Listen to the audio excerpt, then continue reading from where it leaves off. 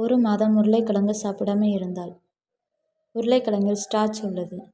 இது இரத்த சர்க்கரை அளவை அதிகரிக்க உதவுகிறது. உருளைக்கிழங்கை ஒரு மாதம் தவிர்த்தால் இரத்தத்தில் உள்ள சர்க்கரையின் அளவை கட்டுப்படுத்தலாம். குறிப்பாக நீரிழிவு நோயால் பாதிக்கப்பட்டவர்கள் உருளைக்கிழங்கை அரிதாகவே உட்கொள்வது நல்லது. நீங்கள் உங்கள் உணவில் உருளைக்கிழங்கை சேர்க்கவில்லை என்றால் உங்கள் செரிமானத்தை மேம்படுத்தலாம். குறைந்த எண்ணெய் மற்றும் மசாலா பொருட்களை கலந்து வீட்டில் உருளைக்கிழங்கு சாப்பிடுவது அரிது.